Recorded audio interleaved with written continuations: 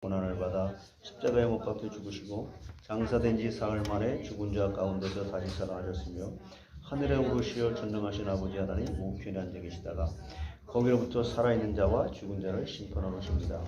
나는 성령을 믿으며 거룩한 공예와 성도의 교제와 죄를 용서받는 것과 몸의 부활과 영생을 믿습니다. 우리 27장 찬송 드리고 자원하는 마음으로 한번 기도해 주시면 감사합니다. 빛나고 높은 보좌와 그 위에 앉으신 주 예수 얼굴 영광이 해같이 빛나네. 해같이 빛나네. 지극히 높은 위엄과 한없는 자비를 무천사 소리하여 늘 찬송드리네. 늘 찬송드리네. 영주물 나를 살리려 그 영광 떠나서 그 부끄러운 십자가 날 위해 지셨네. 날 위해 지셨네. 나 이제 생명이 있음은 주님의 은혜요. 저 사망 권세 이기니 큰 기쁨 넘치네. 큰 기쁨 넘치네. 주님의 보좌 있는데 전한 몸 이르러 그 영광 몸소 배울 때 내 기쁨 넘치리.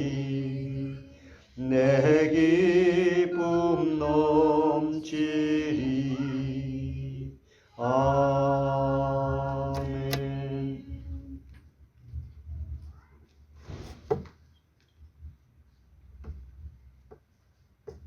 사랑의 아버지 하나님을 감사합니다. 오늘도 아버지 하나님 성부, 성자, 성령, 성삼위 하나님께서 영광 흘러 받으시며 스스로 영광을 가지신 아버지께 모든 영광과 기쁨과 찬송과 찬양과 경배와 예배와 기도를 드리며 이 살아있는 생명의 말씀을 목사님들이 통하여 주실 때 저희들의 마음을 열어주시고 또 생각을 여시고 또 귀를 여시고 또 눈을 주님의 생명의 말씀을 보고 정말 입으로 신뢰하며 증언하며 증거하며 세상에 주님의 은혜 가운데 생명의 말씀 되신 예수 그리스도가 땅끝까지 전파되게 하시며 아버지 하나님 손과 발의 모든 길을 성령으로 충만케 하시고 인도하심을 소원하고 감사를 드립니다. 아버지 하나님께서 주일마다 저희들을 생명의 떡의 말씀을 주시고 불려주시는 은혜를 감사하며 또 이 말씀을 듣기를 원하나 오지 못하는 하나님의 백성들을 생각하여 주셔서 그 마음에 문을 여시고 생각을 여셔서 이 진리의 생명의 말씀으로 살아갈 수 있도록 불러주시며 또 전 세계 주님의 픽값과 사진 몸된 게 기름 부으신 신 목사님과 파송된 선교사님들과 모든 중역장님들, 주님 전도사, 장로, 권사 집사님들을 아버지께서 말씀으로 충만케 살아계셔서 역사하심을 믿고 은혜 가운데 살아가게 인도하시며 오고 오는 그들에게도 이 말씀이 정말 지혜와 피가 자라고 정말 하나님을 아는 지식에 자라게 주님 은혜를 베푸시고 불러주시며 소원하고 아버지 하나님 지금 3부 예배 때 주님의 은혜가 가운데 생명의 말씀 요한복음을 배웁니다.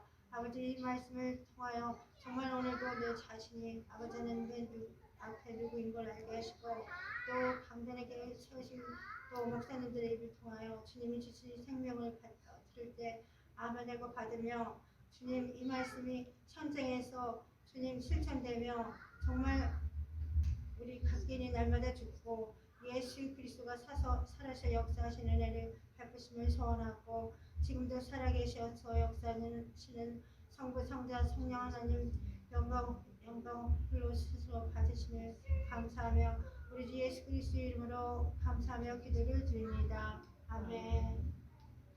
예, 감사합니다.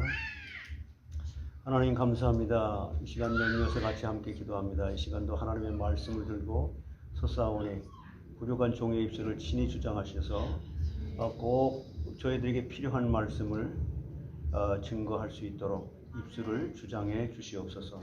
함께 은혜를 받고 정말 언제나 하나님의 영광을 돌릴 수 있는 그 자리에 저희들이 항상 있을 수 있도록 주님이 친히 우리의 삶의 현장에 우리와 함께 계시며 인도하시는 것을 체험하고 간증할 수 있는 것들로 충만케 해 주시옵소서. 예수님의 이름으로 기도하옵나이다. 그 지난 시간에 이 로고스라고 하는 거 이거 굉장히 중요한 말이거든요. 요것에 대해서 좀 말씀을 드릴게요. 요한복음 1장 1절에 태초에 말씀이 계시니라. 그게 이 로고스로다가 지금 말씀한 거예요. 헬라어로다가. 이 로고스라는 말이 그럼 도대체 이게 어디서 온 말이냐? 이게 어디서 온 말인데 그때 이 중요한 이 말을 요한이라고 하는 저자가 사도 요한이라는 저자가 요한복음 1장에서 이 말을 썼느냐? 이 출처가 어떻게 되냐? 유대인들 있잖아요. 유대인들이 쓰는 유대인들의 철학이 있어요. 그때 당시 유대인들이 그 철학자들 있잖아요. 그 다음에 그때 당시에 예수님이 오셨을 때 헬라 사람들, 헬라 철학이 있어요. 요 두 사람들이 다 로고스라는 말을 썼던 거예요. 로고스라는 말을 썼는데 이 유대인의 그리스 시대, 그 헬라 시대 때의 철학에 의하면은 이 초월적인 거룩한 하나님과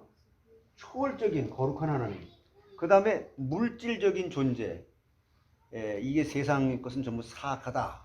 물질적인 건 악하다. 그 다음에 초월적인 하나님은 거룩하다. 그래서 이 세상과 이 물질적인 것과 초월적인 하나님, 요것을 이렇게 연결시켜주는 다리가 로고스다. 이렇게 사용이 됐다는 거예요. 이 로고스라는 말 한마디가 깨달아지기가 참 쉽지는 않은데 그러나 우리가 성경에 기록된 이 말씀이기 때문에 이 로고스의 뜻이 뭔지를 잘 알아야 돼.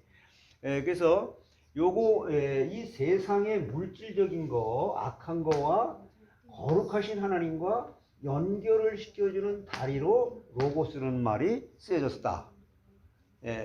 그 당시 이제 여러분 공부 하시는 분들 보게 되면 스토아 학파라고 하잖아요. 스토아, 이 철학을 하는 그 학파.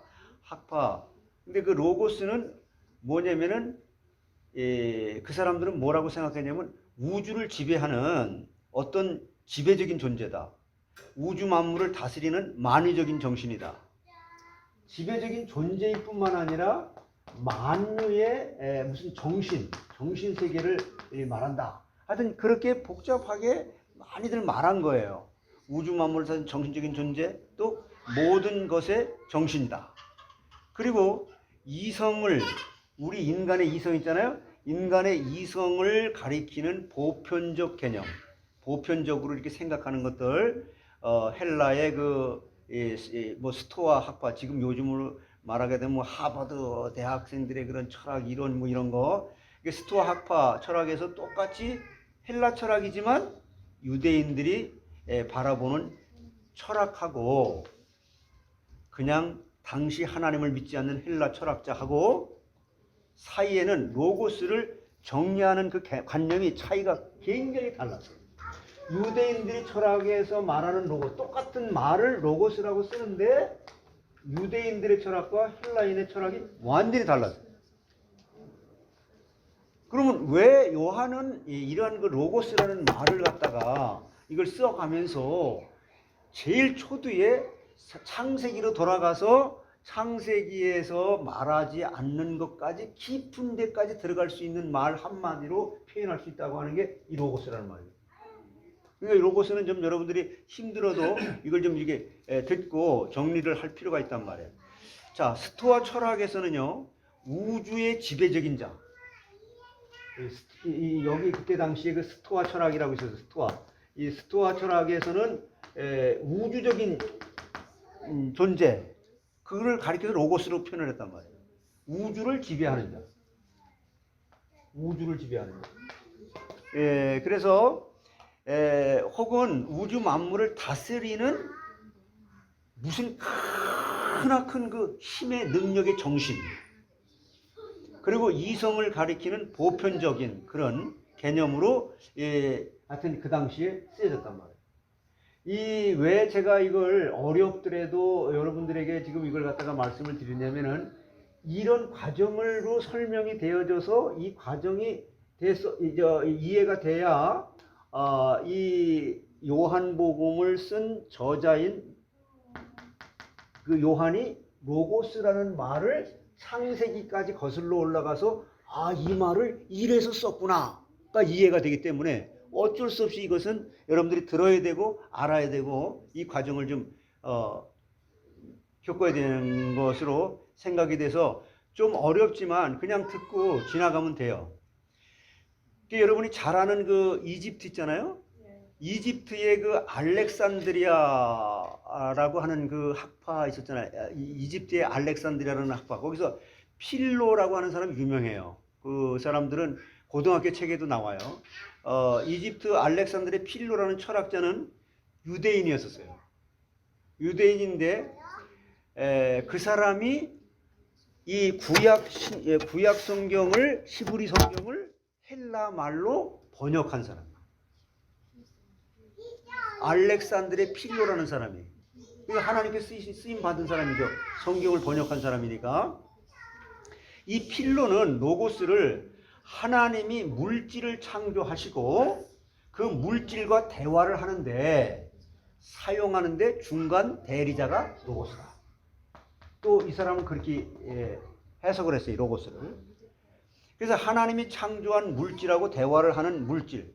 자, 이걸 그림으로 여러분들이 생각을 해서 좀 어렵게 생각할 건 없고요.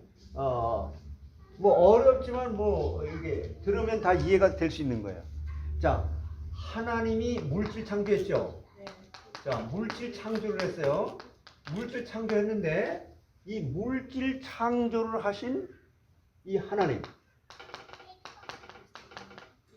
이렇게 물질을 창조했는데 이것을 물질 창조와 하나님과 서로 간에 연결시켜주는 대화를 할 수 있도록 중간 대리자가 로고스다. 이렇게 말했단 말이야. 그러나 유대인들의 관점에서 이 말씀이라고 하는 이 요한복음 1장 1절의 말씀이라고 하는 로고스는 하나님의 이름을 대신하는 개념. 또 이렇게 유대인들은 또 생각을 했고, 그러면서 하나님의 뜻을 실행하는, 하나님의 계시로 나타내는 것을 보여주는 도구가 로고스였다. 그러니까 그때 당시에도 이게 상당히 이렇게 복잡다단하게 여러 계층에서 여러 방면으로 생각을 막 했던 거예요. 자, 하나님의 이름을 대신하는 개념으로 하나님의 뜻을 실행하는 것, 하나님의 나타나심, 하나님의 그 이 계시에 나타나신 현현이라 그러죠. 현현을 위한 하나의 도구가 로고스로 이해를 했다는 거예요. 그렇다면 요한은 어떠했을까? 어떤 마음으로 이 로고스라는 말을 사용했을까? 요한은 이 로고스를 사용할 때 왜 이 로고스라는 단어를 사용했을까? 그냥 예수님이다. 예수님이 말씀이 하나님이신데 말씀이 되는데 그분이 바로 예수님이다. 하나님과 함께 있었던 그분이 바로 예수님이다. 이렇게 말하면 되는데 왜 하필이면 이 로고스라는 말을 사용했을까? 요한복음에 이 모든 것을 풀 수 있는 열쇠가 여기 들어있는 거예요. 그래서 우리는 공부는 바울처럼 계속해서 하는 건데 이게 쉽지가 않은 거죠. 쉽지가 않지만 여러분들이 이런 말씀을 교회에서 신앙생활하면서 평생 한번 이게 들을 수 있고 이해를 할 수 있다고 하는 건 좀 복된 겁니다. 이게 요한은 헬라 철학과 유대 철학에 대해서 잘 알고 있는 사람이면 틀림없는 사람이에요. 유대 철학과 헬라 철학, 이걸 두 개를 다 잘 아는 사람이에요. 왜냐하면 이 로고스라는 단어를 사용한 것을 보고 우리가 그걸 알 수 있는데, 유대인 헬라 철학 말고 순수한 그리스 철학에서는요, 예수 그리스도를 소개하기 위해서 이 로고스를 사용한 적은 없었어요. 그렇다면은 요한은 이 로고스라는 단어를 왜 썼을까? 요한복음에 언급된 대로 이 히브리어로 이 로고스를 갖다가 뭐라 그러냐면 그냥 여러분 히브리어로다가는 이걸 따바르라고 그래. 따바르. 이 말씀이라고 이렇게 하는데, 요걸 시편 119편 105절을 찾아보세요. 시편 119편 105절. 이게 이제 로고스라는 말을 번역한 하나님 히브리어로 따바르라고 하는 말씀이에요. 시편 119편 105절. 뭐라 그랬죠? 찾으셨나요? 주의 말씀은 내 발의 등이요 내 길의 빛이니이다. 여기서 보면 따바르라는 단어에 이제 이렇게 대명사 전미사가 이렇게 하가 붙어가지고 너의로 번역이 되는 거예요. 근데 하나님이 말씀하고 있는데 당신의 말은 나의 발의 등불이다. 이 말이에요. 뭐라고요? 하나님이 지금 말씀하고 있는데 하나님의 그 말씀은 바로 나의 발의 등이 됩니다. 이런 말이에요. 그리고 나의 걸어가는 길에 그게 빛입니다. 이게 히브리 원어의 제대로 된 해석이에요. 그러니까 여기는 하나님의 말씀이 그렇다는 것이에요. 그러면 시편 119편 9절을 읽어보세요. 보면은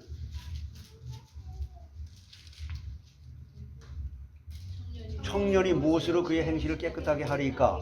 주의 말씀만 지킬 따름이니이다 그러잖아요. 여기 하나님의 말씀대로 지키기 위해 청년이 무엇으로 행실을 깨끗게 하리까? 당신의 말씀대로 지키기 위해 라는 말인데, 여기에 나오는 이 말씀, 여기 주의 말씀만 이렇게 따바르라는 말인데, 이걸 무슨 뜻이냐? 이것은 시공을 초월한 전능하신 하나님의 실제를 말하는 거예요. 이것을 말씀이라고 하는 겁니다. 그래서 이것을 하나님의 말씀이라고 표현을 하는데, 이 하나님의 말씀에는 말은 시간과 공간을 초월한 전능한 하나님의 실제로 존재하는 그 실제. 그래서 그 실제를 말하는데, 그러므로 하나님께서 어떤 일이든 무슨 일을 하시고자 할 때는 말씀을 하셨다는 거예요. 그러니까 여러분, 지금도 우리가 신앙생활 하는데 하나님의 은혜를 받고 살아가는 사람들은 하나님이 실제적으로 그 말씀을 깨닫게 하신다는 거예요. 근거가. 이게 실제라는 거예요. 지금도 마찬가지예요. 근데 그걸 우리는 너무 경험을 안 하다 보니까 그냥 우리가 생각하고 우리가 성경 읽다가 이렇게 한단 말이에요. 그렇기 때문에 이 말씀은 곧 하나님의 행위, 하나님의 실제로 행위. 말씀 있어라 그러면 그게 있었잖아요. 그러면 하나님이 우리에게 지금 말씀하시는 것을 내가 성령께서 깨닫게 하면 그대로 내가 행해지는 도구로 사용이 되어진다는 거예요. 이걸 생전 신앙생활하면서 경험을 해봤나 체험을 해봤나. 자, 그래서 이 말씀은 곧 하나님의 행위. 이 말씀이 뭐라고요? 이런 면에서 살펴보면 이 따바르라고 하는 히브리 원어에 따바르는 하나님의 말씀, 곧 이걸 로고스로 번역을 했는데, 로고스는 초자연적인 하나님을 가리키는 구체적인 신학적인 개념이에요. 그러므로 요한복음에서 쓰고 있는 로고스와 헬라 철학에서 사용하는 철학적 개념의 본질적이고 실제적으로 완전히 다른 거예요. 다르게 사용한 거예요. 똑같이 로고스라는 말을 쓰고 있는데 우리가 신앙생활도 참 그걸 분별을 잘 해야 되는데, 자, 요한복음 1장 14절을 보게 되면요, 뭐라 그랬죠? 말씀이 육신이 되어 우리 가운데 거하심에 우리가 그의 영광을 보니 아버지의 독생자의 영광이요 은혜와 진리가 충만하더라. 여기 로고스가 육신이 됐다는 거예요. 그렇죠?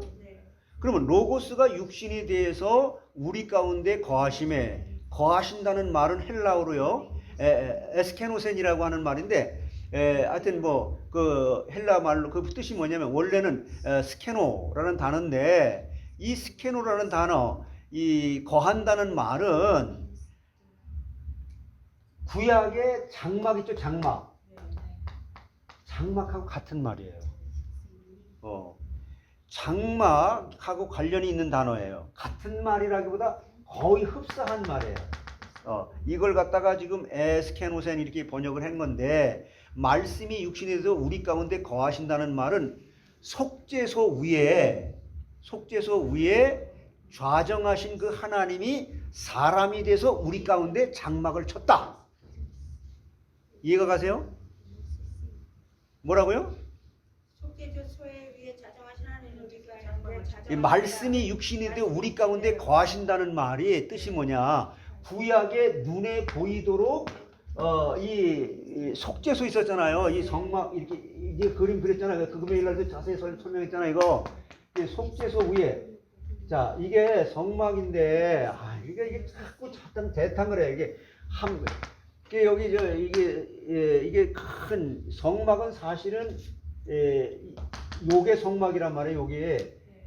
여기에 둘로 나눠져 가지고 제일 먼저 여기 들어가면 뭐가 있다고 그랬어요? 번제단. 여기는 물두멍.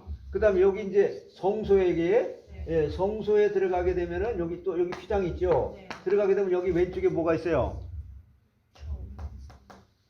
촛대, 금촛대 있잖아요. 그다음에 여기는 떡상이 있단 말이에요. 여러분 머릿속에, 그다음에 여기는 분향단. 그다음에 여기 또 이렇게 지성소로 들어가려면 또 여기 휘장 있잖아요. 그럼 이 안에 뭐가 있어요? 법궤가 있고 또 시운자가 있잖아요. 이게 천사가 이렇게 둘이 이렇게, 요거하고 요거 두 개의 성물이 하나, 그러니까 성물이 이 전체 안에 몇 개가 있어요? 성물이 7개지. 하나, 둘, 셋, 넷, 다섯, 여섯, 7개. 그래서 여기 지금 이 시은자, 여기 하나님께서 대세제사장이 1년에 한 번씩 여기 들어가 가지고 제사를 드리는 구약의 제사 제도는 없어졌지만 그 정신과 우리에게 그 이론은 그대로 전수가 돼야 한대요. 된단 말이에요. 그러니까 이 눈에 보이는 것을 우리가 먼저 이해를 해야 신약의 예수 그리스도가 누군지를 제대로 이해를 하는 거예요. 자, 그래서 말씀이 육신이 돼서 오셨다고 하는 말은 뭐라 그랬어요?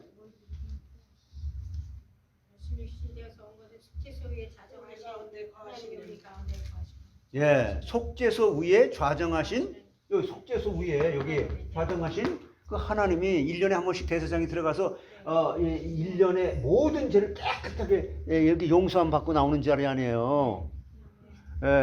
그래서 뭐 그거 좀 자세하게 전부 다 공부를 해야 되는데, 그 하나님이 사람이 돼서 우리 가운데 장막을 쳤다는 거예요. 말씀이 육신에서 오셨다는 게, 이걸 보고 하나님의 은혜, 영광과 은혜가 충만했다고 말하는 거예요. 우리가 그런 경험 했어요? 우리가 마찬가지, 우리 안에 성령이 찾아오셨잖아. 말씀이 육신 오신 그분이 성령으로 우리에게 찾아오셨잖아. 네 경험 안 했어? 왔는지 안 왔는지. 그래서 출애굽기 25장 8절을 한번 보세요. 출애굽기 25장 8절에서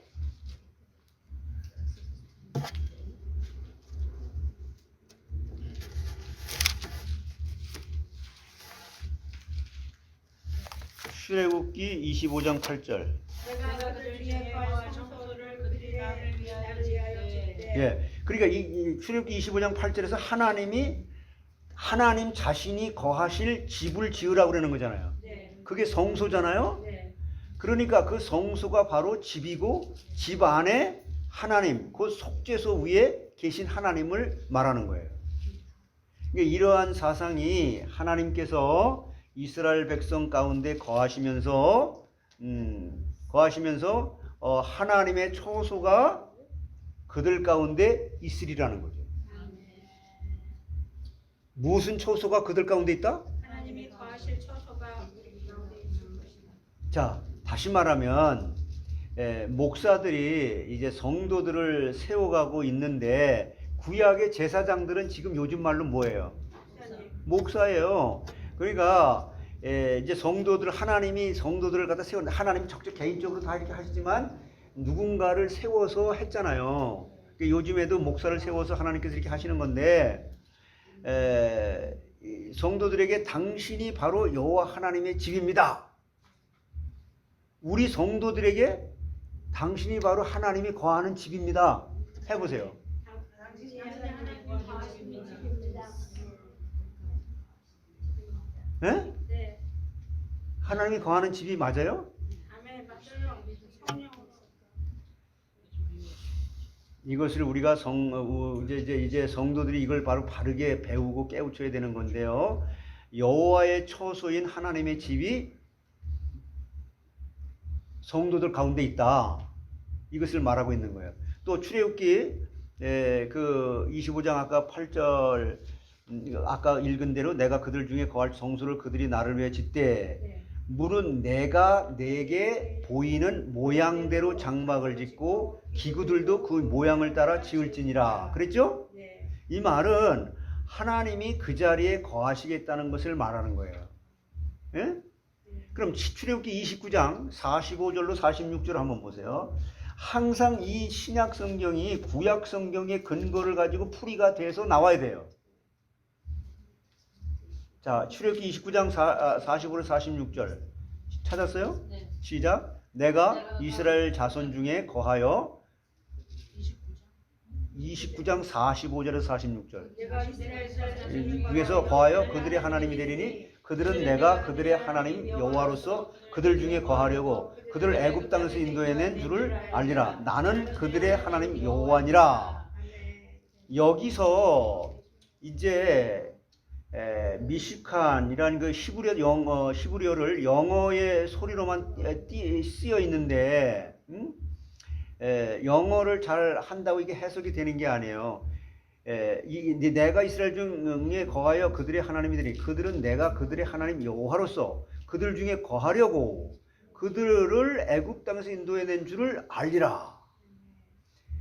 그래서 거한다고 하는 말, 이 말이 지금 중요한 말인데 거주한다 그런 뜻이에요. 그게 이스라엘 자손 중에 거주한다. 누가요? 하나님이. 이렇게 지금 이야기를 하고 있는 건데 이스라엘의 아들들 가운데 거주한다. 이스라엘이 누구예요? 넓게 보면 하나님을 믿는 성도들이잖아요. 성도들 가운데 거한다. 거주한다. 모든 선지자들은 여기에 대해서 말씀을 한 거예요. 열왕기상 6장 13절을 보세요. 열왕기상 6장 13절 찾으셨나요?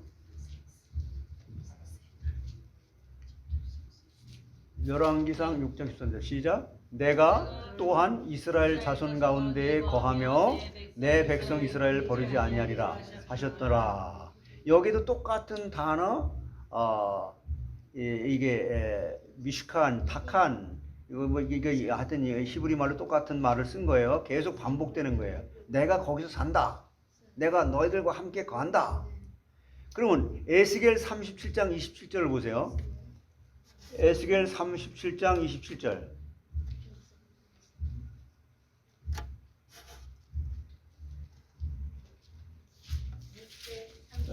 37장 27절. 자, 같이 보게 되면 시작. 내 처소가 그들 가운데 있을 것이며 나는 그들의 하나님이 되고 그들은 내 백성이 되리라. 여기서도 하나님의 처소가 그들 가운데 네. 나의 미식한 그들 가운데 있을 것이다. 네. 자, 스바냐 3장 15절 17 잘 알죠, 여러분? 스바냐 3장 15절과 17절. 거기 보면 3장 15절부터 먼저 보시면 여호와가 내 형벌을 제거하였고 내 원수를 쫓아냈으며 이스라엘 왕 여호와가 내 가운데 계시니 내가 다시는 화를 당할까 두려워하지 아니할 것이라. 17절 너의 하나님 여호와가 너의 가운데 계시니 그는 구원을 베푸실 전능자이시라. 그가 너로 말미암아 기쁨을 이기지 못하며 너를 잠잠히 사랑하시며 너로 말미암아 즐거이 부르며 기뻐하시리라. 이게 하나님께서 너와 함께 같이 거한다는 말이에요. 그렇기 때문에 기쁨이 온다는 거예요. 근데 우리는 뭐 때문에 기뻐요? 돈 벌어서 기쁘고 뭐가 아니 우리의 기쁨의 근원의 본질은 하나님이 나와 거하기 때문에 기뻐질 수밖에 없다는 거예요. 자, 스가랴 2장 10절을 보세요. 우린 자꾸 기뻐하라고 그러는데 하나님 이걸 깨달으면 기뻐질 수밖에 없는 행위가 나오는 거예요, 그냥. 스가랴 2장 10절.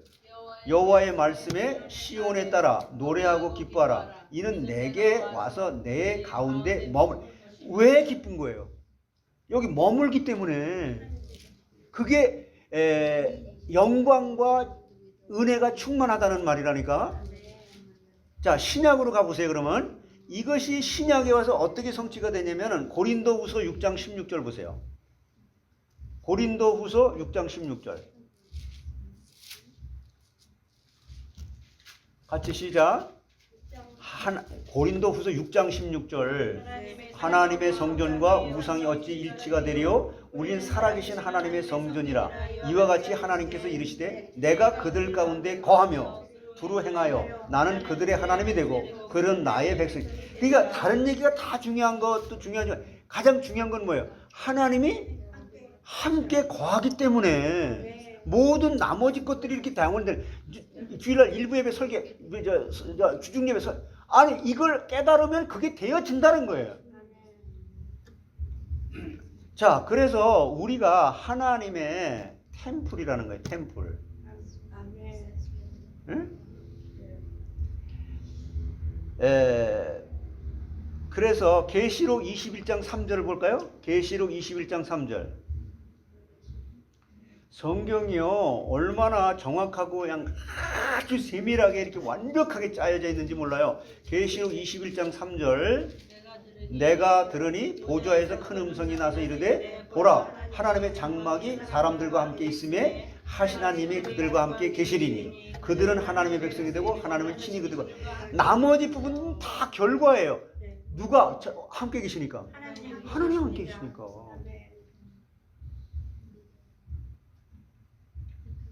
하나님의 나라가 너희 안에 있다고 못 봐가지고 있는 거예요. 여러분 안에 하나님의 나라 맞아요?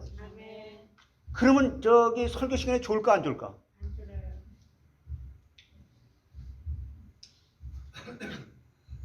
아니 이거를 진짜로 깨달으면 아니 그러면 좋은다 나쁜다 그런 걸 얘기하는 게 아니라 여기서 우리가 이 로고스는 먼저 BC Before Christ 그 예수님이 오시기 전에 335년경부터 AD 230년 몇 년간이에요? BC 335년에서 에너 도미니 AD 236년이니까 몇 년간이죠? 한 560년, 570년 되잖아요. 예. 그래서 이때 이 기간 동안에 게논으로부터 시작한 헬라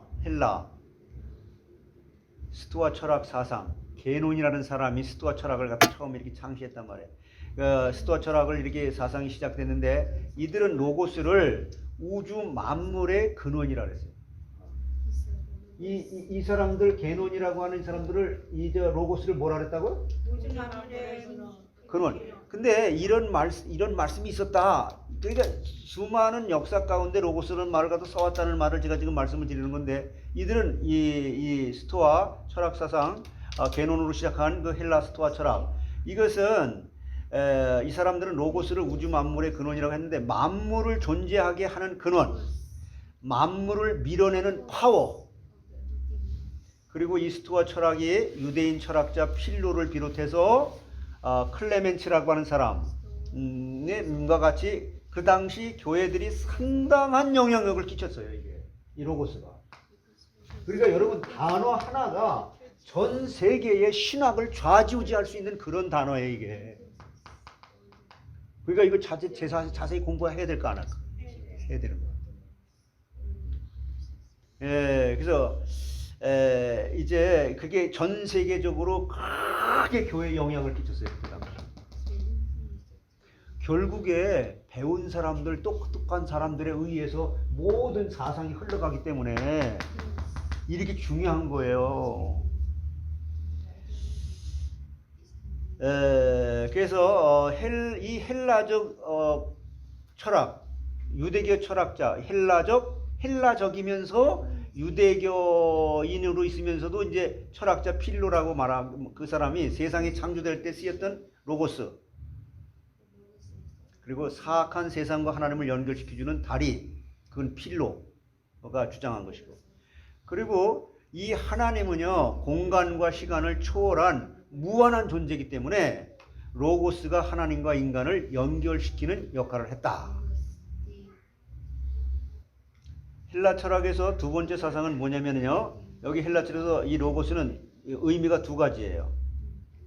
헬라 철학에서 의미가 두 가지인데, 그 첫 번째가 뭐냐면은 그 시대의 말씀과 강론, 그 시대의 말씀을 막 이렇게 전하는 게 있었어요, 없어요? 그 시대의 말씀을 갖다가 강론하는 게 로고스다. 이렇게 하나를 보고, 하나는 아니야, 이 로고스는 이성이야, 이성, 사람의 이성.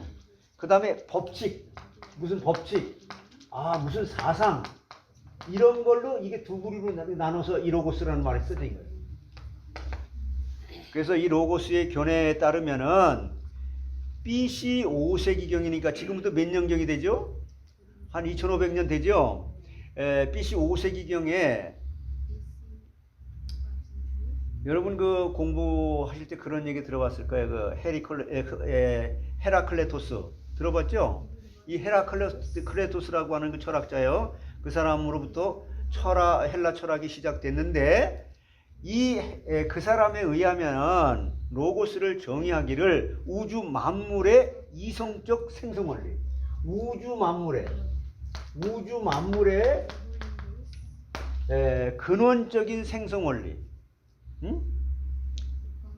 이성적 생성 원리, 그렇게 말을 했어요. 하여튼 어려운 말이지만 하여튼 근원을 찾아가서 이 로고스라는 말을 갖다가 정의하려고 많이 노력한 거예요. 철학자들 간에도 그냥 막 분분한 거예요, 사상이. 즉 로고스는 신적 원리. 한번 따라하세요. 신적 원리. 하나님의 그 원리. 이 모든 근원을 하나님으로 따져가야 된다. 그 다음에 또 이걸 또 설명하기를 신적 이성. 하나님이 가지고 있는 이성, 하나님의 수준에서 생각하는 그 수준이다. 신적 본질, 이런 식으로 로고스를 또 이렇게 설명을 하고 그랬습니다. 그러니까 이제 이 사상이 BC 5세기 때인데, 요한은 지금 언제 지금 이 로고스라는 말을 써요? BC 5세기경이니까 요한이 지금 이 로고스라는 말을 갖다 쓰는 시기는 언제예요?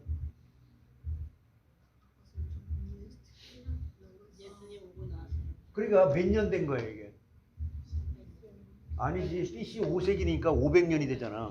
500년에다가 지금 예수님이 요한복음이 기록될 당시니까 한 90년에서 100년 되니까 한 600여 년, 500년 되는 거예요. 500년 후에 이 요한은 로고스라는 말을 쓰는 거예요. 이 말이 그렇게 역사적으로 여러 가지 뜻으로 지금 하나님의 원리다, 하나님의 이성이다, 하나님의 본질이다, 이 세상의 그 이 악한 것과 하나님의 거룩한 것을 이어주는 다리 역할을 하는 것이다. 아니다. 그때 당시에 그냥 그 말씀을 증거하는 모든 것은 다 로고스다. 아니다. 그 이성이다, 법칙이다, 무슨 사상이다. 이런 것으로 많이 복잡했는데 이 요한은 그 로고스라는 말 한마디 딱 끄집어 오면서 그 지금까지 역사에서 말했던 이 모든 것들을 다 무너뜨리는 거예요. 어마어마한 얘기예요, 이게. 그리고 여러분 이 로고스라는 말 한마디를 제대로 깨달아야 요한복음이 풀려지기 시작하는 거예요. 근데 교회에서 이걸 어렵다고 가르치지도 않고 본인도 모르고. 예. 그래서 한 5, 600년 AD 1세기에서 2세기로 넘어갈 때 사람이잖아, 요한이. 그러니까 한 600여 년간의 차이가 있는데 이 갭을 연결시키면서 하나님이 바로 너희들이 말하는 그 신적 원리, 신적 개념, 신적 이성, 신적 본질, 너희들이 말하는 그것이 그분이 바로 너희들이 그렇게 복잡하게 그렇게 말했던 그분이 바로 하나님이야! 이렇게 말하는 거예요. 로고스가. 아시겠어요?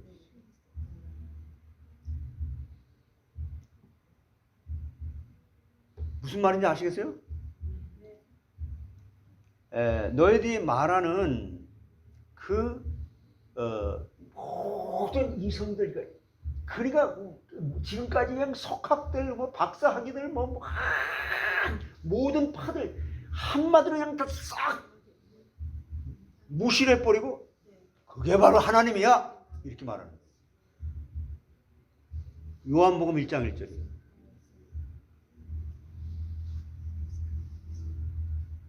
공부할 만하죠? 그래서 이렇게 요한이 그들에게 말을 심어주는 거예요. 그러니까 모든 지금까지 공부하고 막 헷갈리고 막 했던 것들이 너 뭐 어쩌고 뭐 깨달았니 지금 책을 보세요. 요한복음 나와 있는 책들 보면 무슨 요거 하나 요거 하나 가지고 박사학위를 받고요. 요거 하나 가지고 박사학위 받고요. 요거 하나 박사학위. 그 설명은 되게 복잡하게 해놓으면서 요한이 진짜 말하는 핵심을 이렇게 말을 못하고 있어요. 그 성도들이 그리고 자기 수준에서 들을 때 야 자기보다 좀 뛰어난 사람이 말하니까 내가 알지 못하는 걸 저렇게 풀어내는구나. 앞뒤가 딱딱 맞네. 그러니까 자기 소견에 들은 좋은 대로 듣고 판단하고 그렇게.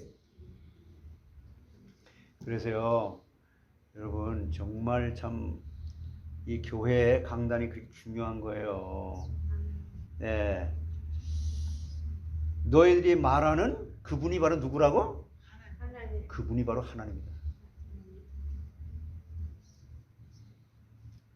자, 이렇게 요한이 그들에게 말을 심어주는데 따라서 요한은 헬라 철학을 향해서 그리고 유대인들 너희들의 철학을 향해서 그들 모두에게 말하기를 너희들이 그 근본 원리 창조주를 찾는데 그 창조주 로고스라는 분이 바로 하나님이야. 아멘? 이때는요 바지가 벗어질 정도로 일어나서 춤을 추는 거예요. 다윗처럼. 이게 그렇게 중요한 얘기예요.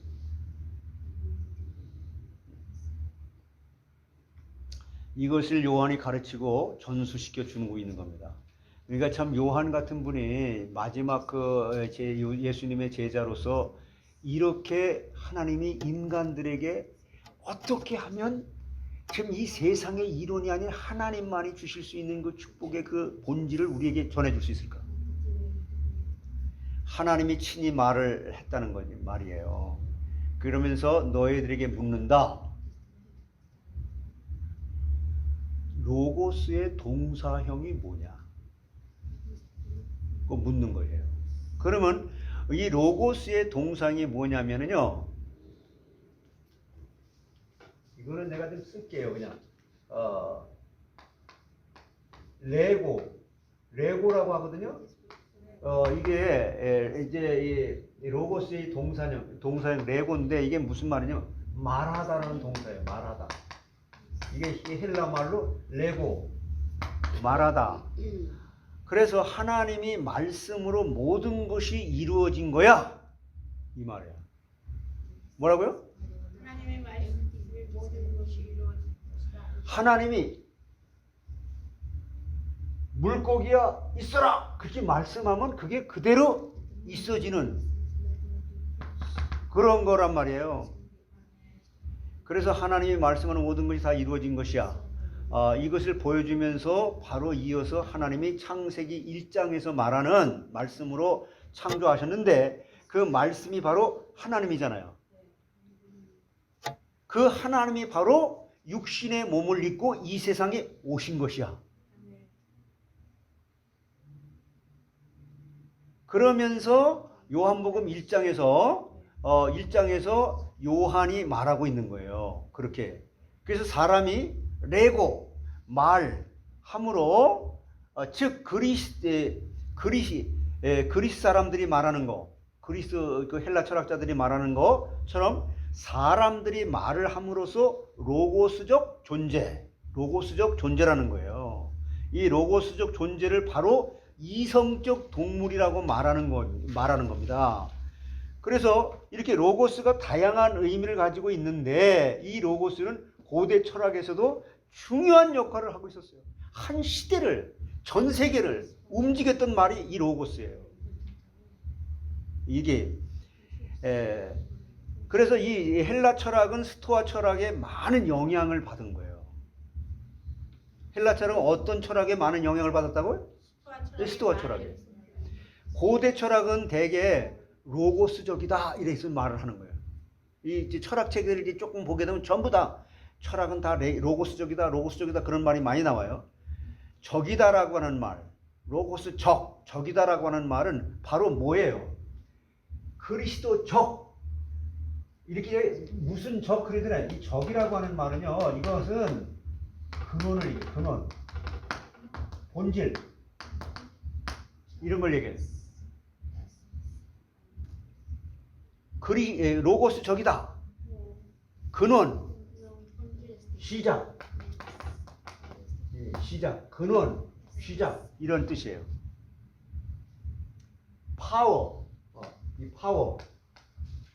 이 파워다 그런 말이에요. 지금까지 여러분들이 이 헬라 철학의 철학적 개념이라고 하게 되면 이제는 히브리적 개념 안에서 유대인들은 그러면 이것은 그럼 믿지 않는 이 세계 속에서 이렇게 말했던 이 로고스를 지금까지 제가 말씀을 드린 거고, 그러면 하나님을 믿는다고 하는 유대 철학, 유대인들의 철학에서는 이 로고스를 뭐라고 봤냐? 구약의 하나님은 이 로고스, 즉 따바르로 만물을 창조하시고 따바르 말씀이에요. 말씀으로 만물을 존재하게 하신다. 그래서 히브리어로 기록된 구약 성경에서는요, 하나님의 말씀이 의인화되어져서 나타나고 있다는 거예요. 말씀이 의인화돼가지고. 자, 따라서 잠언 8장 전체가 무엇을 말하고 있냐면은 여러분 집에 가서 잠언 8장을 꼭 읽어보세요. 이 말씀을 지혜라는 것으로 의인화시킨 거예요. 말씀을 지혜라고 의인화시킨 게 어디라고요? 잠언 8장이요. 네, 말씀을 지혜라고 하는 것으로 이렇게 의인화시켜서 말한 게 잠언 8장이에요. 이걸 모르고 잠언 읽고 그냥 이게 좋다 나쁘다 막 이제 지혜가, 그래서 지혜가 부르지 아니하냐? 지혜가 뭔데 인격을 가지고 사람을 불러요? 그러니까 의인화시켰단 말이에요. 지혜가 사람을 부르지 않느냐? 명철이 손을 높이지 아니하냐? 이게 잠언 8장에 이렇게 나오니까, 그가 길가에 높은 것, 성문 곧 누가? 지혜가. 길가에 높은 것, 성문 곧 어귀를 출입하는 사람들아, 내가 너희를 부르고 내가 인자들에게 소리를 높이리라. 누가? 지혜가. 이거 전체가 하나님의 말씀을 지혜로 의인화시킨 것이라. 아멘. 즉 말씀이 곧 지혜라는 거예요. 말씀이 뭐라고요? 지혜입니다. 이것을 가르쳐 주는 것이 잠언 8장이에요. 그러면 시편 33편 6절을 한번 보세요. 시편 33편 6절.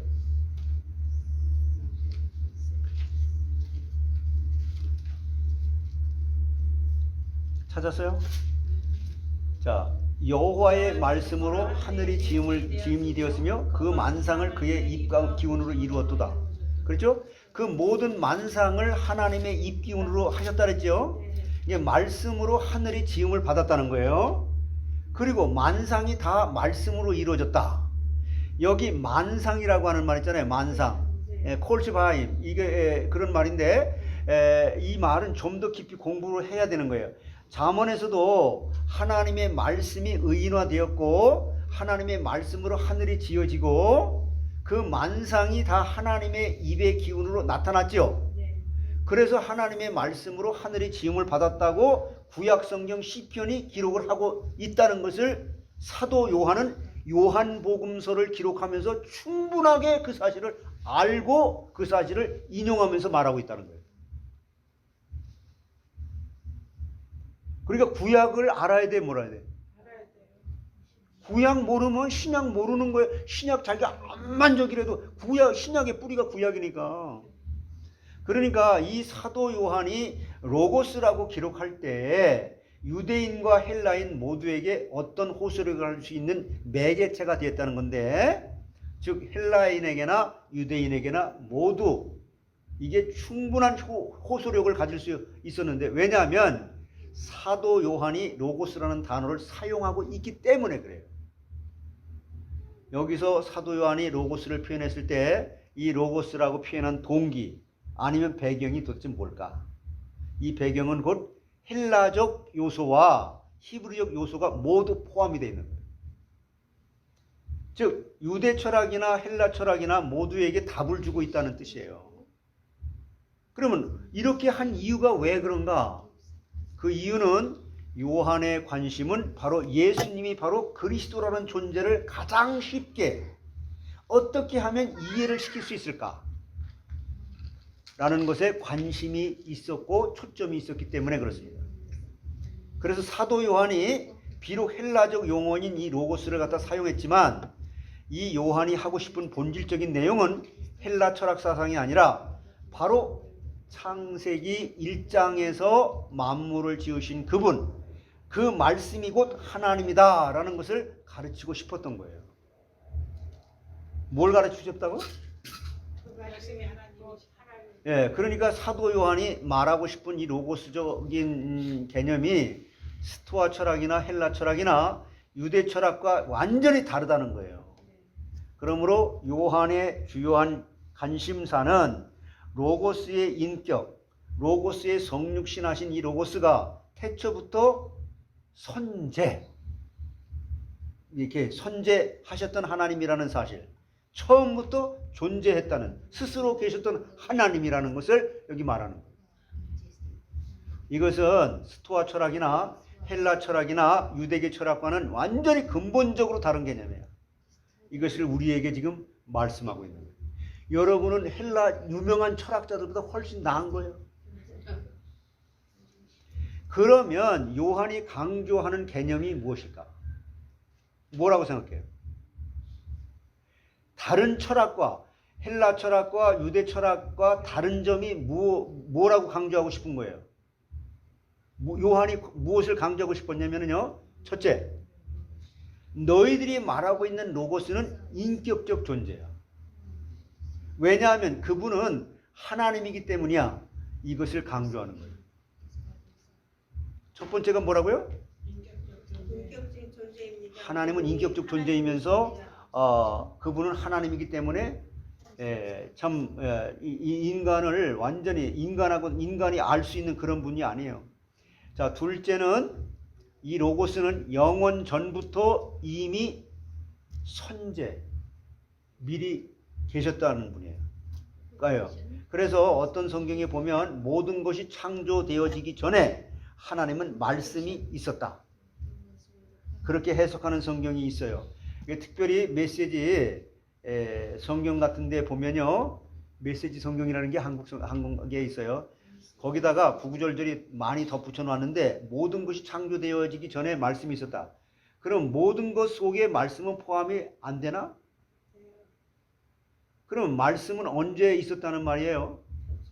그래서 모든 것이 있기 전에라고 기록한 성경은 여러분들이 이제 그 여러 뭐 주석책들을 보든지 뭘 이게 이제 뭘 하든지 뭘 하게 되면은 안 되는 거예요. 그거. 그러니까 본문 자체가 말하고 있는 성경만 우리가 잘 봐야 되는 건데 그런 덧붙인 성경들이 지금 너무나 많이 나오는 거예요.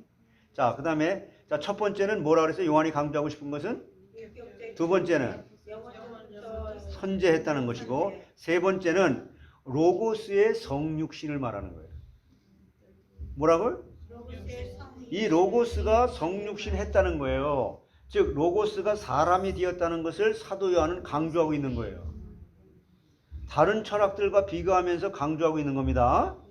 사도 요한이 예수님을 로고스라고 표현한 가장 근본적이고 중요한 이유는 예수 그리스도가 직접 하나님의 뜻과 하나님의 감추어진 지혜를 알게 해준다는 거예요. 그러니까 여러분 이 기독론이 얼마나 중요한지 몰라. 그리스도를 통해서 우리는 모든 걸 알 수 있는 거예요. 뭘 통해서 알 수 있다고? 즉 예수가 곧 하나님의 말씀이요 하나님이다. 따라서 해보세요. 예수가 곧 하나님의 말씀이요. 예수가 곧 하나님이다. 이것을 말하라고 하는 거예요. 그러므로 예수님의 신성, 즉 예수님은 태초부터 선재한 신성을 가지고 계셨다. 이게 이단 논쟁이 아주 그냥 역사적으로 큰 이슈잖아요. 이것을 말하기 위해서 로고스를 들어서 설명을 하고 있는 거예요.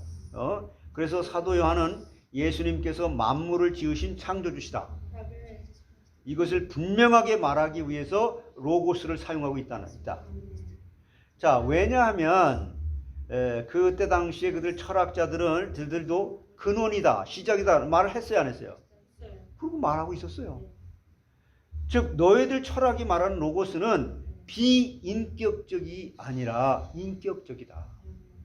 이것을 사도 요한은 바꾸어 나가고 있는 겁니다. 사도 요한은 예수님이 태초부터 있었던 분이라는 것이고 바로 말씀이라는 것이고 말씀이다. 만물을 지신 창조주시다. 그분이 바로 하나님이다 라고 말하는 거예요. 이것이 요한복음 1장 1절이에요. 한번 보세요. 요한복음 1장 1절. 다 같이 찾아서 보세요. 이 말씀을 그냥 이렇게 이 말씀 하나하나를 보면서 원어는 여러분들이 못 보더라도 자 같이 시작. 태초에 말씀이 계시니라. 이 말씀이 하나님과 함께 계시니 이 말씀은 곧 하나님이시니라.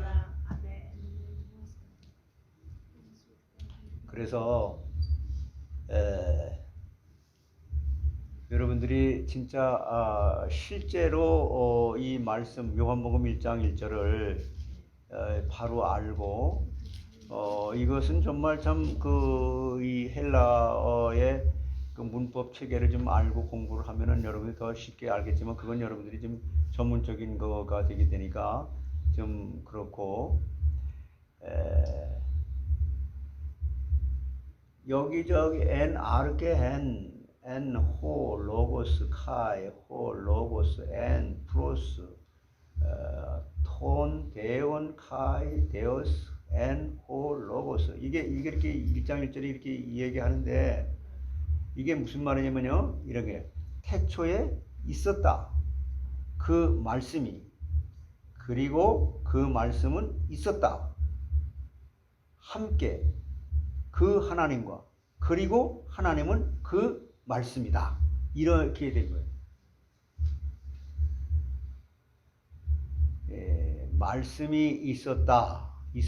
그런데 그 말씀은 하나님과 함께 있었다.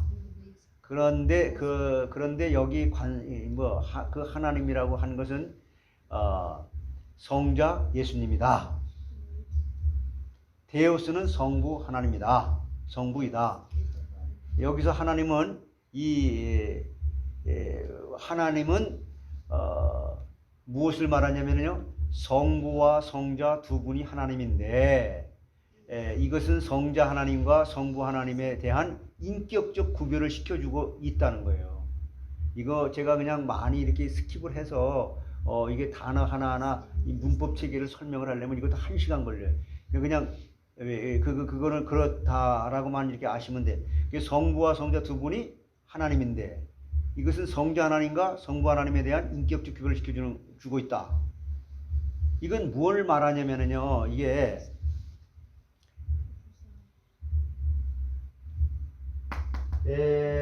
이게 참 무엇을 향하여라고 하는 이제 그 말이 여기 이제 전치사로다가 이렇게 다 이게 있는데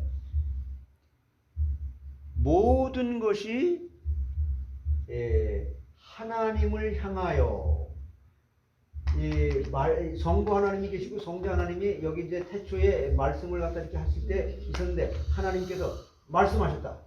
뭐가 있어라 라고 말씀하시면 그 말씀하신 그것을 그대로 이렇게 이루어질 수 있도록 하신 분이 로고스 예수 그리스도라는 거예요. 쉽게 말하면 그런 말이에요. 그러므로 여기서 예수님은 그 하나님을 향하여 함께 있었다는 거예요.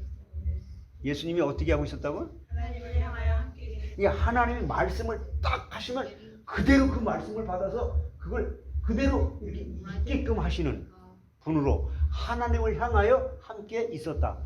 요게 이제 히브리 헬라 원어에 그런 말씀이 같이 있는 거예요. 그리고 즉 인격적으로 성부 하나님과 성자 하나님은 인격적으로 구별된다는 거예요. 예? 뭐 한다고? 인격적으로 구분됩니다. 우리 강경남 권사님은 눈을 감고 있으면서 잘 들어. 자, 그러니까 예수님은 영원 전부터 성부 하나님과 함께 존재했다는 것이에요. 성부 하나님은 어떻게 했다고요? 성자 예수님은 영원 전부터 성부 하나님과 함께 존재했다. 그렇게 인격적인 교제를 나누시는 분이신데, 즉 둘이 같은 분이신데 우리는 이것을 말할 때 위격이 다른 존재다라고 말하는 거예요. 성부 하나님, 성자 하나님. 이것을 요한이 설명하고 있는 거예요. 그래서 이것이 삼위일체 하나님을 설명하고 있는 거예요. 그러니까 창조에서 무엇이 나오냐면은 성부 하나님이 계시고 성부 하나님을 향하여 옆에 계신 하나님이 계셨는데 그 하나님이 누구예요? 성자 하나님이라는 거예요. 중요한 말이에요, 이거 지금. 예. 그래서 자, 다시 말씀드립니다. 창조에서 무엇이 나오냐면은 성부 하나님이 계시고 성부 하나님을 향하여 옆에 누가 계시다고? 하나님이 계신데 그 하나님이 성자 하나님이라는 거.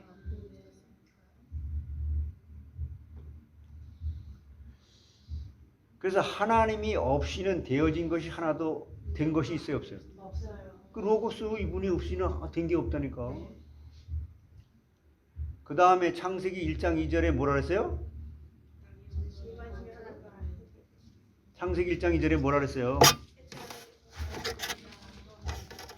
땅에 hun통하고 공허하며 썩은 죽음이 있고 하나님의 영은 수면 위에 은혜하시니라. 근데 여기서 제일 중요한 단어가 뭐예요? 하나님의 영이 하나님의 영. 네. 여기 하나님의 영이 나오죠? 네. 그러니까 창조하실 때 누가 있었다는 거예요? 하나님의 영. 성부, 성자, 성령 하나님이 다 계셨다는 거예요. 이것은 이제 잠시 후에 좀 골로새서를 제가 찾아보겠는데, 그러므로 이 히브리 유대인들의 그 관점에서 이 로고스는 하나님께서 말씀하시니까 있었고, 어떻게 해서 있었다고요? 하나님께서 말씀하시니까 있었고, 말씀을 하시니까 무언가가 보여지게 나타났죠. 보여진 거예요. 이렇게 말하면 구약 성경에서 말이라고 하는 거, 이것은 아주 대단히 중요한 거예요. 그런데 요한복음이 시작할 때 이 세상의 모든 것들 가운데 그 말씀이 있었는데 그 말씀이 곧 하나님이 되었다. 그 말씀이 곧 뭐라고요? 하나님이 되으셨다. 하나님이 됐다. 이것은 하나님이 말씀을 가지고 계셨다는 것이 아니라 하나님이 그 말씀 자체였다는 거예요. 하나님이 뭐라고요? 하나님의 그 말씀. 그러니까 여러분 강단의 이 말씀이라고 하는 건 굉장히 중요한 거예요. 그 목사 인간의 말이 아니라 하나님이 지금도 그 말씀으로 하나님을 보여주고 나타내고 역사하시고 우리를 바꿔나가신다는 거잖아요.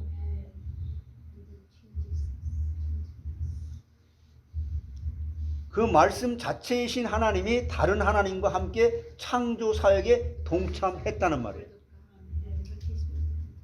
그러니까 이게 무슨 말이냐면 성부 하나님이 있고 또 하나님이 있었다는 거예요. 이 메시지는요, 이 세상에 존재하는 모든 것들, 피조물의 모든 것이 그분에게, 로고스에게 존재 자체의 빚을 지고 있다는 거예요. 빚졌다. 미리 비치는 빛이 아니라 빚을 지고 있다. 그러므로 요한복음 1장 1절에서 18절까지. 자, 중요합니다. 요한복음 뭐라고요? 1절에서 18절까지요. 예, 요한복음 1장 1절에서 18절까지는 정말 성경을 우리가 읽고 깨달으려고 하는 사람들로 말미암아 창조 역사로부터 예수님의 성육신으로 절정에 이르는 이 성육신 하신 예수님의 충만하심을 나타내는 거예요. 뭘 나타낸다고? 성육신하신 예수님을 충만하게. 이것을 새벽녘에 동이 터오르는 것 같다가 마침내 갑자기 태양이 하늘의 지평선에 쫙 뻗어지는 나타나는 그런 광경과도 같다. 뭐 그런 것에 비교가 되겠습니까마는 하여튼 우리 인간에게 볼 수 있는 그런 거죠. 그러므로 우리가 마치 구약 성경과 신약 성경 모두에서 요한복음 1장 1절에서 18절만큼 공간적으로 아주 장엄하고 시간적으로 아주 분명하고 정서적으로 아주 감동적이고 영적으로 아주 충만한 감동을 표현하는 그런 성경 구조는 그렇게 많지 않고 유일하다는 거예요. 뭐가? 요한복음이요. 요한복음 1장 1절에서 18절이. 그러므로 요한복음 1장 1절부터 18절까지가 그렇게도 중요하다는 거예요. 지금 들어가질 못했어요. 왜냐하면 아무것도 없는 무에서부터 장엄한 천지창조가 시작이 됐고 요한복음 1장 1절에서 하늘과 땅이 서로 이마를 맞대고 있는 장면이 있는데 흑암과 빛이 매우 강렬하게 딱 대조를 이루고 있다는 거예요. 찬란한 영광의 광채가 하나님의 아들을 확 감싸고 있는 장면이라는 거예요. 뭐라고요? 찬란한 광채가 하나님의 아들을 싹 감싸고 있는.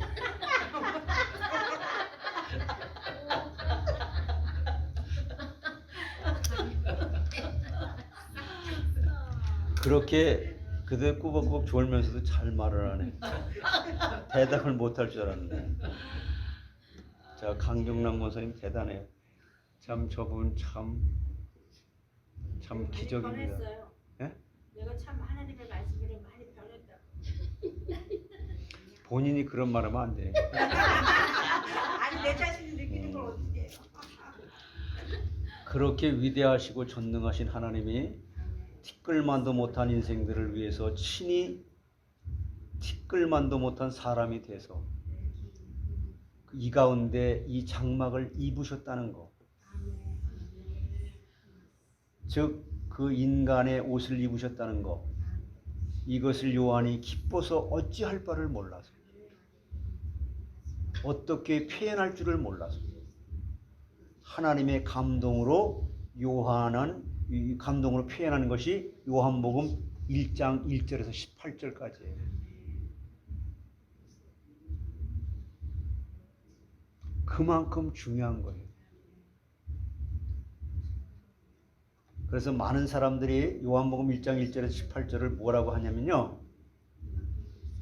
따라서 하세요. 장엄한 장엄한 서사시다.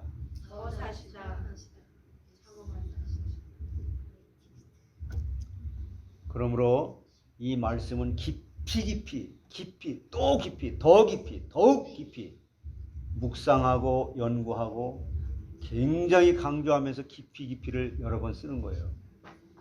그렇게 묵상하면 묵상하는 사람의 마음속에 깊은 확신과 감격을 안겨주는 위대한 말씀이라는 겁니다. 그러면서 또 이 말씀을 읽으면서 감격할 수 없는 사람은 성경 어디를 읽어도 감격할 수 없다. 성경을 읽어서 감격했다고요? 요한복음 1장 1절에서 18절을 아냐?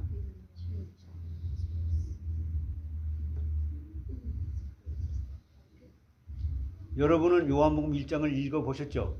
네. 어땠어요? 잠이 그냥 안 올라 그러다가 그걸 읽으니까 졸음이 왔어요? 그걸 읽다가 졸음이 싹 깼어요. 하여튼 강경남 권사님 우리에게 명물이에요.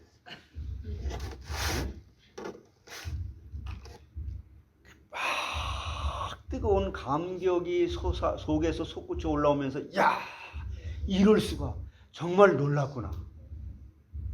우리는 저 태양이 어디 뭐 저기 어느 저기 저 이제 해변가에서 뜨는 거 봐도 장엄하다 뭐 서사시다 뭐 말씀을 보고 이렇게 태양이 이렇게 떠오르는구나. 말씀이 이렇게 살아 역사하는구나. 하나님은 살아계시구나. 야, 와, 함께 하시는 하나님이 내게 이것을 가르쳐 주시다니. 이게 탄성이 나오는 거죠.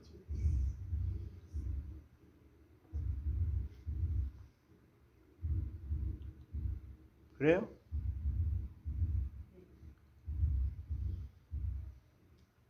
오늘 여기까지.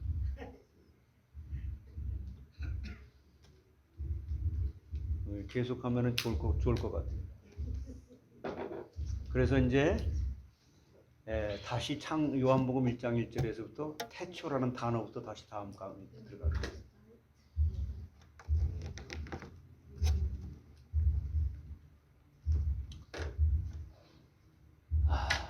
참 그 아름답고 귀한 이 말씀을 놓치고 무엇이 좋다고들 이렇게 돌아다니는지. 알 수가 없어요. 구약에서 최초에도 하나님이 창세기 1장에 태초고요. 신약에 와서 또 태초 하나님이 창세기 저기 요한복음 1절에 태초예요. 태초를 다 시작하셨어요.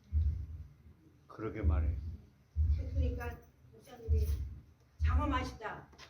네? 아니 내가 말하는 게 아니고 성경이 그렇게 말하잖아요. 네. 나는 뭐 강경남 권사님보다 더 못한 죄인 중에 개수일 뿐이고. 아니 근데 창세기 1장 태초와 요한복음 1장 태초 같은 태초. 아니 저기 저 창세기의 그 태초는요. 네. 창세기의 태초는 이 만물 눈에 보이는 그 태양, 뭐 달, 별, 뭐 동물들 이런 거 물질을 만드는 태초예요. 그 다음에 요한복음에서 영적 세계예요. 그러니까 더 깊은 거예요. 네. 육력이에요? 육하고 영. 꼭 그렇게 육이 아니죠. 육이라고 하는 그 속이 포함되어 있는, 그러니까 창세기의 태초는 물질 세계의 창조를 말하는 것이고 요한복음의 태초는 영적 세계의 창조를 말하는 거예요. 더 깊은, 그리고 그거보다 더 깊은 이 영적 세계나 물질 세계보다 더 깊은 것, 하나님 그런 걸 만드시기 전에 하나님의 마음속에 이렇게 해야 되겠다라고 하는 마음까지 읽어낸 사람이 바울인데 그게 에베소서예요. 이건 놀라운 거예요. 그래서 여러분 말씀을 깊이 알면 알수록 이 세상이 배설물이 되는 거예요. 외롭고 그립고 뭐 따분할 시간적인 여유가 없어. 아유 따분해 죽겠어요. 아직 시간적인 여유가 많으시군요. 따분할 시간적인 여유가 있으니까. 주식회사 나오는 거니까 배워야지. 근데 안 와. 이 말씀을 들을 자리에 있기만 하면 되는데. 그 내가 우리 자녀들이도 이제 뭐 누구 혈연 학연지 근데 이제 강조 안 하기로 했어. 했다면 그냥 미사일 날라오니까. 아니 보이들 아까 사단이 다 가리잖아요. 그러니까요. 여러분 말씀은 들을 수 있는 사람이라야 듣는 거예요. 혈연이라고 해서 안타까워서 가족이라고 해서 인본주의를 써서 되는 거 아니에요. 사람은 내 자신부터도 하나님이 바꿔줘야 되는 거지. 근데 바꿔주겠다고 하는 그 자리에 나오질 않아. 그래서 내가 그것도 억지로 그냥 막 강조를 했는데 그것도 네가 하지 마. 나 여호와가 할 거야. 내비둬. 왜 네가 하나님 노릇하려고 그래? 가든지 말든지 한 사람이 있든 두 사람이 있든 네가 하지 마. 나 여호와가 할 거야. 너는 말씀을 때를 얻든지 뭐든지 선포만 해.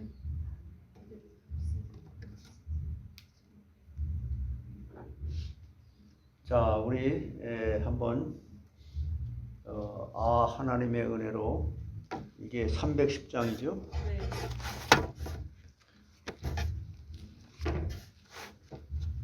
나하고 같이 사는 사람이 이 찬송을 제일 좋아하는 거거든요.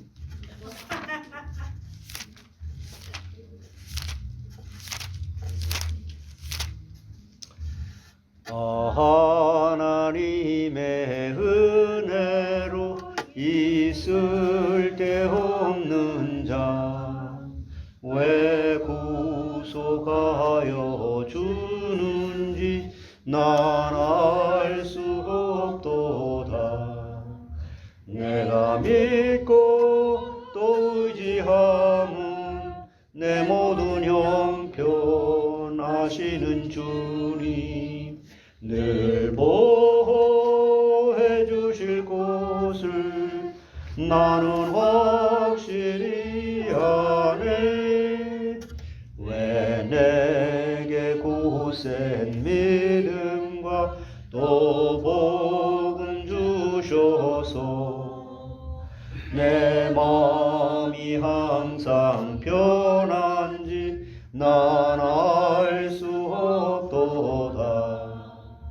내가 믿고 또 의지함은 내 모든 형편하시는 주님 늘 보호해 주실 것을 나는 확실히 아네. 왜 내게 성령 주셔서 내 마음 감동해 주 예수 믿게 하는지 난 알 수 없도다. 내가 믿고 또 의지함은 내 모든 형편하시는 주님 늘 보호해 주실 것을 나는 확실히 아네. 주 언제 강림하실지 혹 밤에 혹 낮에 또 주님 만날 그곳도 난 알 수 없도다. 내가 믿고 또 의지함은 내 모든 형편하시는 주님 늘 보호해 주실 것을 나는 확실히 아네. 자, 우리 주보를 다 펴시고 우리 합심해서 기도하겠습니다. 사랑의 하나님, 은혜를 감사합니다. 하나님께서 저희들 참 연약하고 부족하고 정말 구더기 같다고 했습니다. 정말 참으로 연약하기에 짐승과 같다고 깨달은 사람도 있고 만물보다 거짓되고 심히 부패하다고까지 깨달았습니다. 하나님의 죄악 중에 잉태되고 죄악 중에 출생했다고도 고백했습니다. 저희들도 동일하게 아담의 후손으로 원죄를 전가받은 이런 참 죄인인데 예수 그리스도께서 그런 더러운 추악한 인간의 몸을 입고 오셔서 참 십자가에 죽으시고 부활하시고 나를 위해 죽으셨는데 정말 그것을 깨닫기만 한다면 저희들은 이 세상에서 불평할 것이 없고 감사밖에 할 것이 없는데 어째 저희들은 이 세상에 살면서 이거 없다 저거 없다 투정하며 살아가는지 밝히 하나님의 말씀에 볼 앞에 내 자신을 비춰보면서 하나님 나는 죄인이에요. 그런데 하나님께서 그리스도를 보내서 나를 구원해 주셨습니다. 대속해 주셨습니다. 그러므로 나는 그리스도의 의가 없이는 나는 하나님 앞에 정말 그 진노에서 벗어날 수가 없는 정말 연약한 존재인데 그리스도의 의를 나의 의로 인정해 주시고 의롭다고 해주시니 너무 감사합니다. 그리함으로 이제 하나님의 사람으로 나를 부르셨사오니 하나님의 통치를 받으며 하나님의 인도를 받으며 살아가기를 소원합니다. 주님 그렇게 살아가게 해 주시옵소서. 주님 그래서 날마다 말씀을 상고하고 말씀이 선포되는 자리를 그리워하고 그 말씀을 듣고 내 자신을 그 말씀 앞에 거울 앞에 비춰서 부족한 것이 있으면 언제나 회개하게 하시고 사단의 통로가 되는 모든 것들을 치유해시켜 주셔서 정말 온전히 우리의 속사람이 전인격적으로 말씀으로 길들여지는 가운데 믿음으로 사라질 수밖에 없도록 저희들을 변화시켜 주시고 변화된 모습을 있는 저희들을 언제나 사용해 주셔서 하나님 필요할 때에 가라하는 곳에 가고 오라하는 곳에 오게 하셔서 하나님의 영광을 드리는 도구들로만 사용되어지기를 간절히 소원합니다.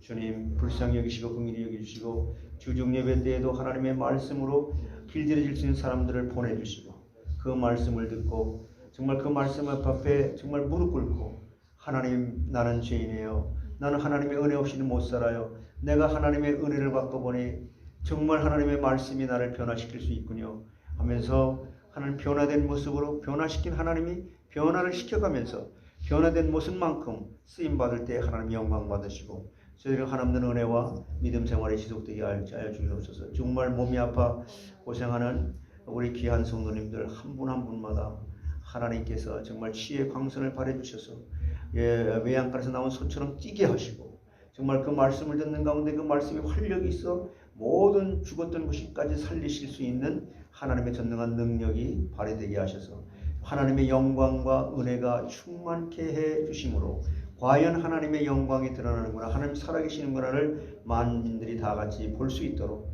주님 역사해 주시옵소서.